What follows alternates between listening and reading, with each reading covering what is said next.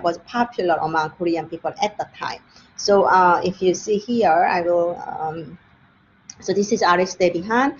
Behind her, these are Graces or Venus statues. So it is the set type, but the right one, this is more like a standard Venus of Milo, facial type. But then she altered, a little bit of higher nose. This one is a little bit flat nose, and mouth shape is also different. Jaw is a little square. So she use the different ethnic groups' physiognomy into the Venus. And then another project, it's called the City, the Three Graces. So the head type doesn't change. It is the standard type of Venus of Milo head type. It's almost the same.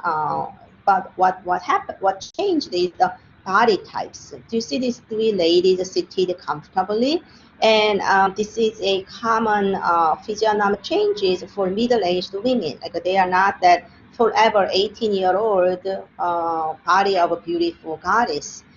Maybe woman 35, 36. After having children, if you sit down, you have a little bit of protruding bellies, sagging breasts, and then most importantly, sitting down posture. You don't sit elegantly like the way you pose for your portraiture painter, right? Like a crouching back. But anyhow, so she created these three graces, ladies, seated three graces. But the sitting posture you see here, like these are also the conversation pose common among middle-aged women in Korea, and they are very engaged into the conversations. And where do you know where she got the seated posture types? Of course, she observed them a lot, and these are photographic composite images. But where did she go? She went to the public bathhouse. Public bathhouse, and that's like a sort of in Japan and Korea, they have this public bath culture. I don't know whether you've heard of it. It's here in the US, they call it like a spa. You would go to spa and go to different tubs, and then maybe watch TV on your massage chair. It's a relaxing hobby. So anyhow, women usually go to public bathhouse at least once a week, if not twice a week. And then that's their social time to meet friends, talk about their interests and their children. So this is very common vernacular seated posture for conversations. So she transformed it into a Korean vernacular context. And then this is No Sang-gyun. He also went to Pratt Institute. So he creates that Jesus Christ or Buddha with a very seductive materials like a sequin or other industrial materials, very shiny, so fashionable and fancy images. And then Lee Kyung-shin, you see her in the middle between the statues. Do you recognize any of the statues here? Maybe you didn't take Greco-Roman art yet, but this is, yeah, do you recognize it? Let me see. Oh, Abigail?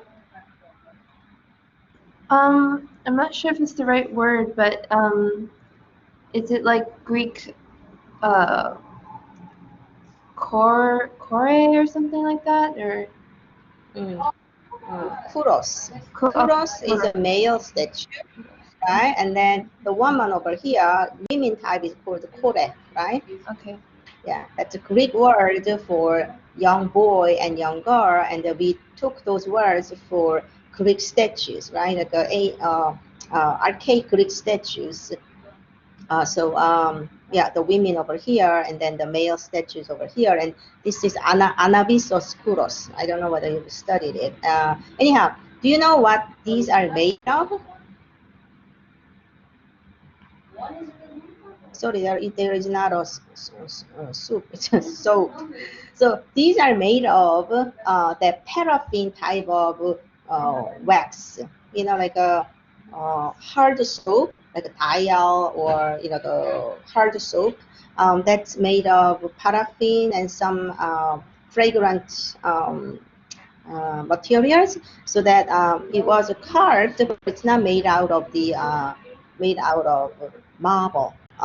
She carved that soft soap or wax, and in order to create this, and she makes a lot of classical statues, but they are made of wax or soap.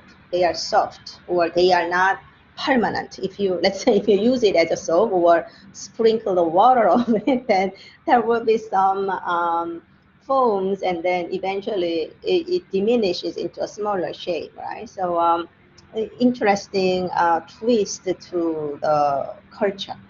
And then, so finally, South Korea, North Korea divided. And in the contemporary period, especially after 1945, what I am telling you is all about South Korea, like here. But North Korea is also a country, and because it's one of those few remaining communist countries, they have this kind of propaganda art, and these are called social realism. So its official art form of the Communist Party is social realism. They don't like abstract work. They only prefer realistic work, like realism. But the realism is in the service of society. So realistic images of a soccer player or soldiers. These are in order to enhance the patriotic spirit of the North Korean people. So North Korea is always in at the massacre with the United States. So in a way, like our brave soldiers are chasing away coward American soldiers, those kind of ideas. So if artists want to be an artist as a profession in North Korea, then they would go to art school. But the purpose of going to art school is not for individual expression or individual ideas, but to serve the party, the Communist Party, with this kind of official propaganda work. And then this is a current Incheon International Airport, and it's a new building. It was already more than 20 years, I think. It was new in the beginning, but it's not new anymore. And then Korea, we have a series of new wave cinemas from 1990s. So this is a movie director named Park Chan-wook. There are followers of Park Chan-wook abroad. And did you watch a movie called Parasite? No, nobody watched Parasite yet? I watched it. Yeah, so who was the director of the Parasite? I don't remember. His name is Bong Joon-ho. Yeah, Bong Joon-ho. Yes, he's younger than Park Chan-wook, but it's in the same generation. So Bong Joon-ho used to work for Park Chan-wook as a assistant director. Like he was young at the time, and then he also Bong Joon-ho also worked for. There is another. Remember the poetry, the movie Poetry? The director of Poetry is a very famous person, and then he's the same person who made the peppermint candy.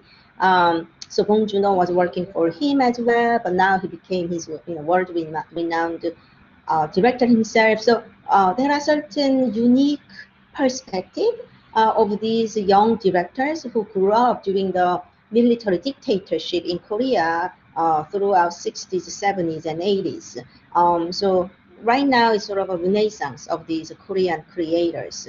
You may find this sympathy for Lady Vengeance in Netflix or somewhere else, and Park Chan-wook's movies is a little gruesome and chilling, but there are very interesting morality in it too. And then Park Chan-wook studied philosophy, but he was also interested in art history. So his cinematography is usually charged with some artistic interpretation, like colors.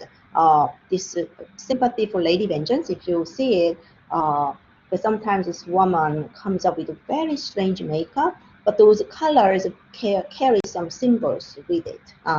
So highly recommend it. It's a little gruesome, the content itself. It is related to, I guess it's a child kidnapper, but a very powerful and impactful movie. So I think that's all for my Korean art in contemporary art in Korea.